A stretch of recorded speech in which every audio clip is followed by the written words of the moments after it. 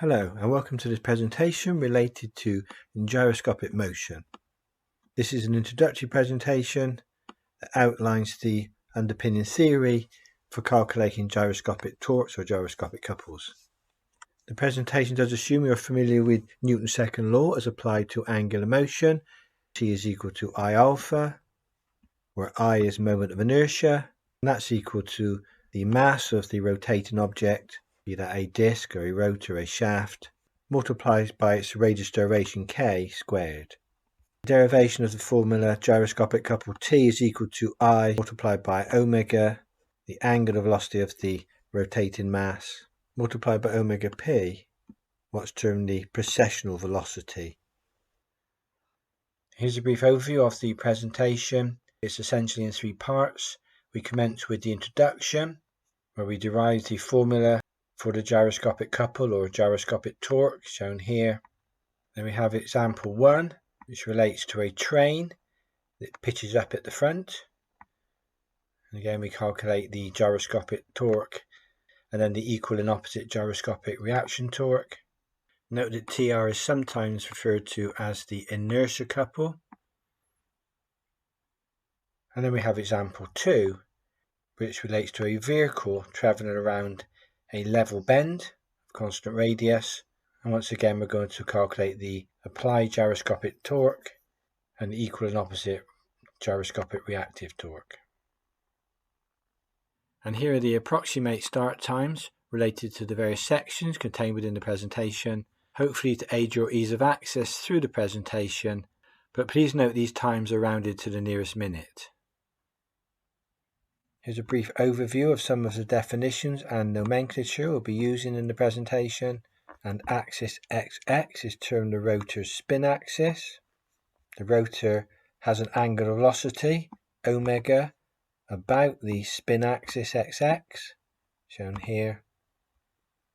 The term precession relates to the occurrence when the spin axis XX of the rotor itself rotates about axis ZZ in this case. Here's axis ZZ. And the precessional velocity, omega p, is the rate at which the precession occurs. Omega p shown here. And just note for reference, throughout the presentation, the following notation is used interchangeably to represent small change in various quantities, such as delta theta or d theta represents small change in angle, delta t or dt represents small changes in time. And for recap, here are some conversions we've used in previous presentations related to angular motion that again we'll be using within some of this work, i.e. converting RPM to radians per second and converting kilometers an hour to meters per second. So gyroscopic motion. Whenever the axis of a rotating body experiences a change in direction, then a gyroscopic couple or gyroscopic torque occurs. A reaction to this gyroscopic couple is experienced in, for example, cars, marine and aircraft engines, whenever they're changing direction. Gyroscopic effects can be usefully employed in navigational systems, for example, steering or stabilizing ships, missiles and rockets. On searching the internet, you will find many examples that clearly illustrate the effects of gyroscopic motion using practical illustrations, and I would encourage you to seek out such examples. This presentation purely concentrates on the development of the formulae we need to use in calculating gyroscopic couples. Gyroscopic motion continued. As with the previous presentation relating to vectors, let's consider the right-hand screw rule. Angular velocities and angular accelerations can be represented using vector diagrams in the same way as for linear velocities and linear accelerations. And this is by use of what's termed the right-hand screw rule, as shown in figure 1 below. Let's consider how the rule works. Essentially, we place the curled fingers of our right hand shown here, in the direction of the angular velocity or the angular acceleration, shown here, and then the thumb shows the direction of the vector direction shown here. Note that the double arrowheads indicates an angular quantity, be that velocity or acceleration. Gyroscopic motion continued. Let's consider a disc-shaped rotor having an angular velocity, lowercase omega here, in radians per second, about the axis xx, shown here in our diagram. And it has a precessional velocity, denoted omega p, about axis zz, zz shown here, and here's omega p.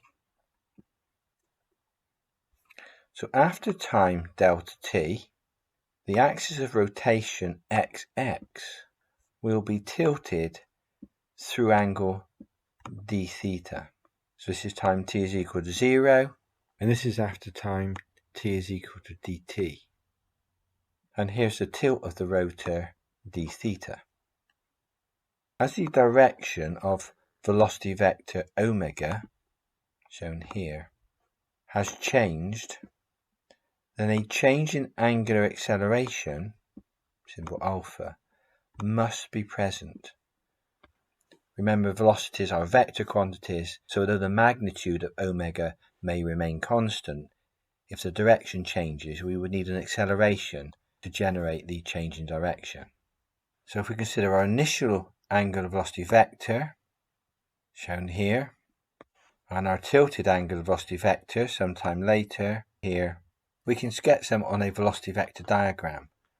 For a brief recap, we considered vector diagrams in a previous presentation where we were calculating the resultant force using graphical methods.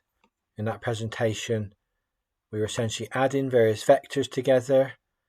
I've shown two vectors added together here, omega 1 and omega 2. They're added head to tail, and thus the length of the vector from the beginning to the end of the vector diagram is the resultant of the two vectors added together. In this case, the resultant of omega 1 plus omega 2. However, in this current presentation related to gyroscopic motion, we're actually going to be subtracting two vectors. And there are two methods that can be used to calculate the subtraction of two vectors. Method 1 is essentially similar to that used above for adding two vector quantities together graphically, but with this method we actually reverse the direction of omega 1. It's shown initially from left to right in the top diagram, is now shown from right to left. Vector omega 2 is drawn on the end of vector omega 1, and from the beginning of the diagram to the end of the diagram, in this case calculates the change in angular velocity, so omega 2 minus omega 1. There is a second method that can be used for subtracting vectors graphically, and that's shown here.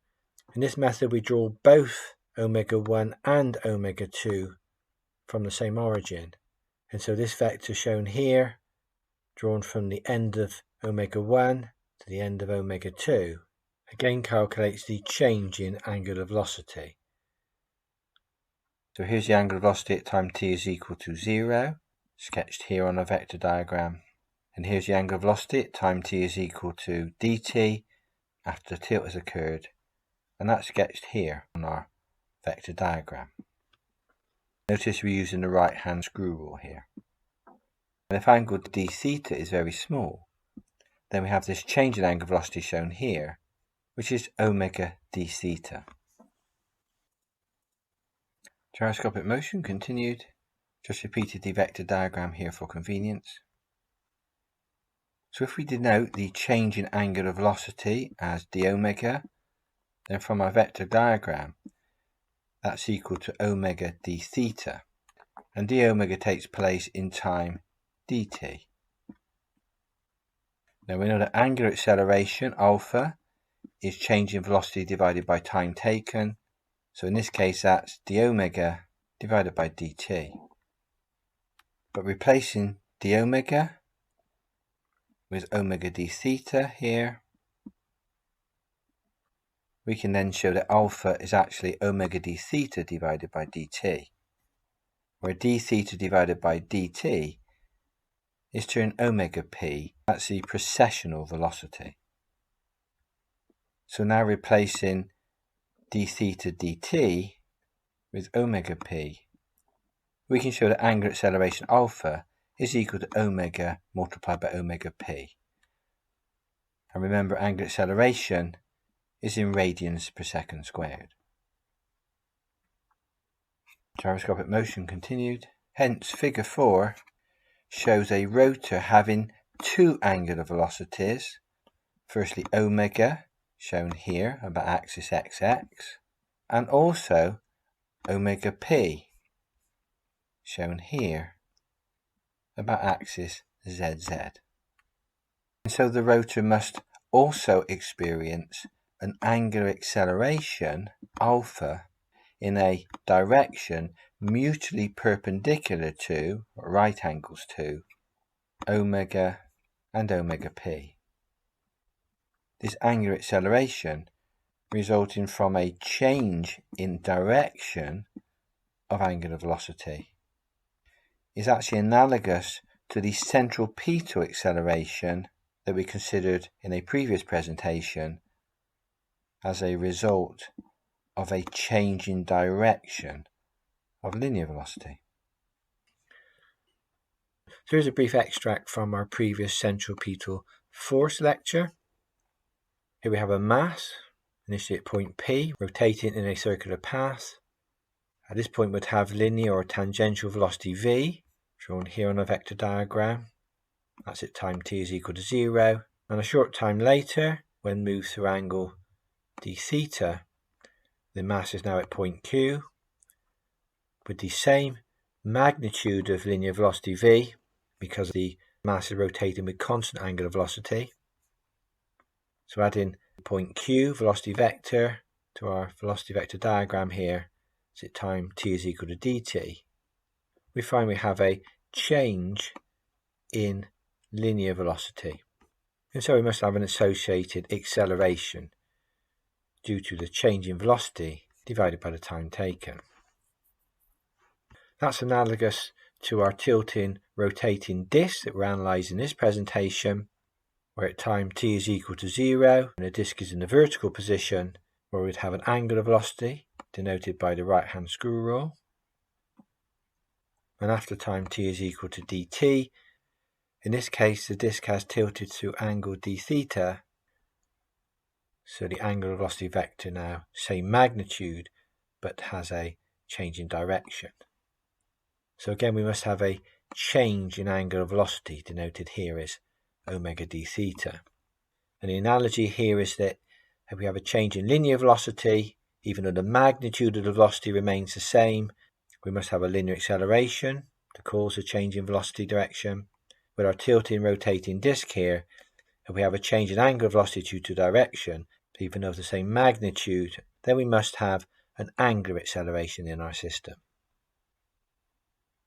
And of course, if we have an angular acceleration, alpha, then from Newton's second law, there must be an associated torque applied, shown as capital T here.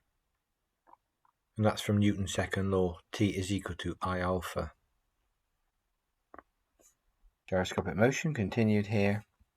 So we know that Newton's second law applied to angular motion from our previous presentation results in the formula of T is equal to I alpha, where I is the moment of inertia of the rotor or disc, and that's in kilogram meter squared. A moment of inertia can be calculated from the formula I is equal to mk squared, where m is the mass of the rotor in kilograms, and k is the radius of gyration of the rotor in the diagram above about the xx axis, and that would be in meters. And as we know that angular acceleration alpha is omega multiplied by omega p, alpha in radians per second squared, then we can replace this alpha in Newton's second law with the omega multiplied by omega p here. So our gyroscopic couple or gyroscopic torque T is equal to the moment of inertia I multiplied by omega p. Let's consider example 1. A train has an engine of mass 1.1 tons, so my m converted into kilograms, 1,100 kilograms. Radius of gyration is 560 millimeters, so k is 560 millimeters converted straight away into meters, 0.56 meters. The engine rotates at 800 rpm. So the angular velocity, capital omega, is 800 rpm. Again, using our conversions from previous presentations, angular velocity, lowercase omega, is 800 rpm multiplied by 2 pi upon 60, and that converts the omega to 87.78 radians per second. If the engine shaft rotates anti-clockwise when viewed from its front, we've got to determine the magnitude and the effect of the gyroscopic torque or gyroscopic couple that occurs when during its travel the train pitches up at a rate of 0.01 radians per second. So from the example, our precessional velocity omega p is directly given as 0.01 radians per second. So there's the information extracted from the question and converted into appropriate units. Let's just think through this problem for a moment. The question wants us to find the gyroscopic couple or gyroscopic torque T, so we can find from these equations. That means we will need to find the moment of inertia I. So what are we given in the question? We're given the mass of the engine, we're given the radius of gyration. So we can put these values into this equation. Then we can find the moment of inertia. We can put this into this equation. And as we're also given the omega and the omega p in the example, we'll be able to solve directly for the gyroscopic couple. So that's our basic thinking steps through the problem. So example 1, solution continued. Firstly, we're going to calculate the moment of inertia, symbol I, and that's equal to mk squared. So in this case, I is equal to the mass, 1,100 kilograms, multiplied by the radius of gyration squared, 0.56 squared, and that evaluates to 344.96 kilogram meter squared. So our second step here, going to calculate the gyroscopic torque or the gyroscopic couple, and that's I multiplied by omega p. Inserting the values, the applied gyroscopic couple T is 289 Newton meters. Now the direction of the gyroscopic couple is obtained from the right hand screw rule related to the diagram shown below. We're informed in the question that when viewed from the front of the train, the rotation of the engine shaft is in an anti-clockwise sense. So this double-headed arrow here, when the train is horizontal before pitching, follows the right hand screw rule.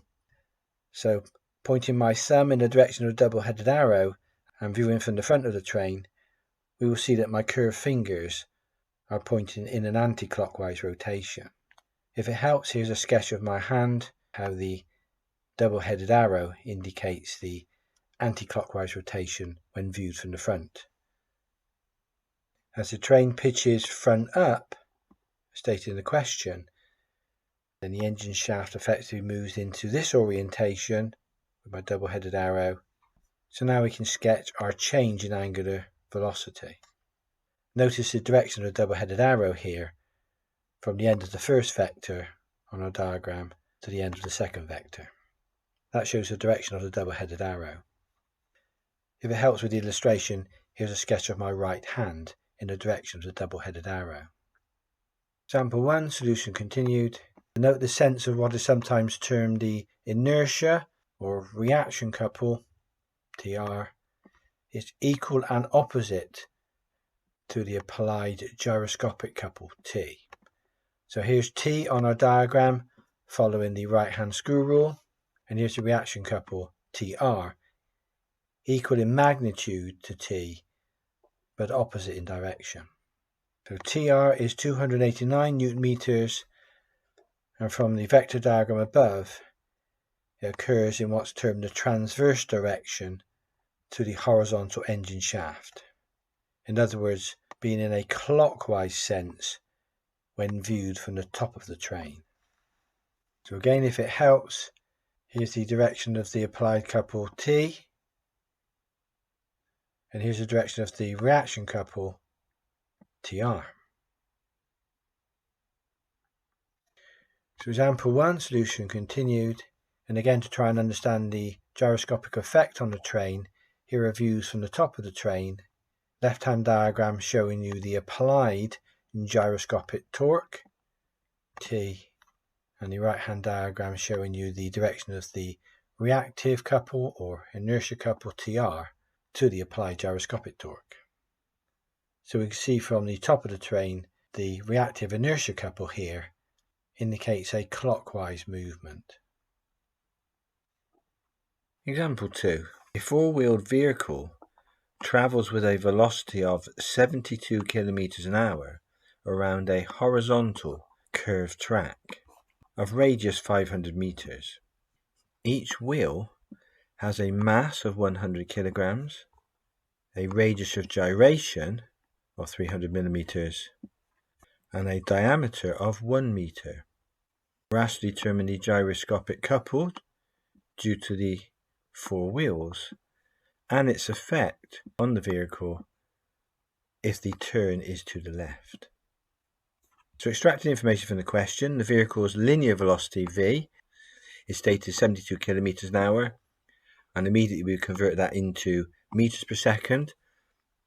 Conversion here was used in a previous presentation, multiplied by 1000 divided by 3600. That's a velocity of 20 meters per second. The track radius, denoted as capital R here, is 500 meters. The mass of one wheel, lowercase m here, is 100 kilograms. The radius of gyration of a wheel, symbol K, is 300 millimeters in the question. We convert that to meters, 0.3 meters. The diameter of a wheel, capital D, is 1 meter. Thus the radius of a wheel is d divided by 2, so it's 0.5 meters. Here's a sketch of the car travelling around a turn to the left here. Here's our four wheels, each having a mass of 100 kilograms. And the radius of this horizontal curved track is 500 meters. The angular velocities are shown here as the vehicle moves through angle d theta. So let's again think through the problem given to us in example 2. What do we need to find? We again need to find the gyroscopic couple or torque. So we need to find the moment of inertia. In this case it will be of the four wheels. So I think what we're given in the question, we're given the mass of each wheel. We're given the radius of gyration of each wheel, so we can find the moment of inertia of one wheel and multiply it by 4 to get the total moment of inertia. So we know we can calculate the I value. It's implicitly given in the question. Now we also need to calculate the angular velocity omega and the precessional velocity omega p. Now we're not given the angular velocities in the question. We're just given the linear velocity v of the vehicle as it moves around the curved track.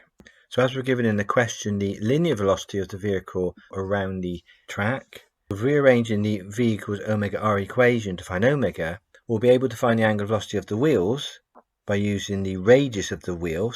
So that will allow us to calculate the omega value. And if we use the radius of the curved track, that will actually allow us to find the precessional angular velocity, the omega p. So that's our thinking steps through the process here. We're going to find the moment of inertia from the information given, then we're going to find omega and omega p, again from the information given in the question.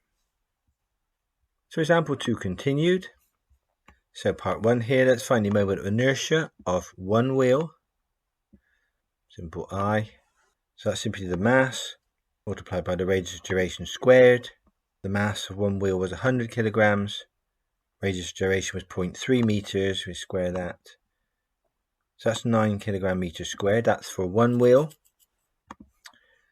Let's calculate now the angular velocity of one wheel, omega. Now that will be the linear velocity of the vehicle divided by the radius of the wheel. The linear velocity was 20 meters per second. and the radius of the wheel was 0.5 meters. So we have the angular velocity of the wheel is 40 radians per second. So that was step 2. In step 3, we'll find the precessional velocity, omega p, and this time that's the linear velocity of the vehicle, but divided by the radius of the curve. So that will be the 20 meters per second, but this time divided by the 500 meters. That gives a precessional velocity of 0.04 radians per second. So in step 4, what I've done here is calculate the gyroscopic couple for one wheel, called that TW here, and that's the moment of inertia multiplied by the angular velocity multiplied by the precessional velocity. Inserting the values of torque for one wheel is 14.4 Newton meters. Thus the total gyroscopic couple, T, is simply 4 times the torque of one wheel. So that evaluates to 57.6 Newton meters. A slight variation in the process here is I could have factored the moment of inertia by 4 at the beginning of the calculation, but either way you'll end up with the same answer for the gyroscopic couple. It's 57.6 Newton meters. Let's now construct the velocity vector diagram. We turn to our little sketch here. Then the angular velocity of the wheel in this position is shown here to the right hand screw wheel.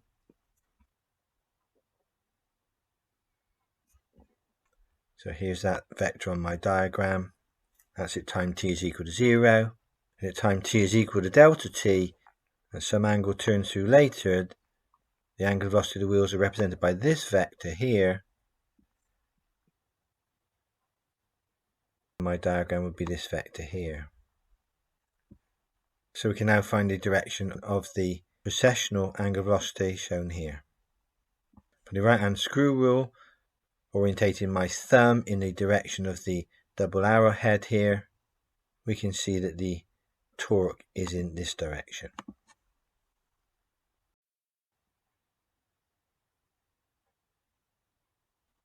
So that's the gyroscopic couple applied, T.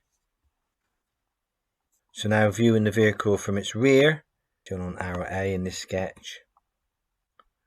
Here's the view on arrow A looking from the back of the vehicle. We would see the applied torque in this sense, shown here on a vector diagram. So the inertia or reaction couple, TR, is always equal and opposite to the applied gyroscopic couple, T. So shown here, so TR is equal in magnitude but opposite in direction. So in essence, the reaction couple tends to overturn the vehicle outwards, as shown in the diagram here. And for your reference, there is now a second presentation that builds on this introductory presentation, where we undertake an array of exercises to calculate gyroscopic torques and the effects induced. Hope to see you for the next presentation. Here's the bibliography used to help generate this presentation, and I hope this has been of interest to you, and thank you for viewing.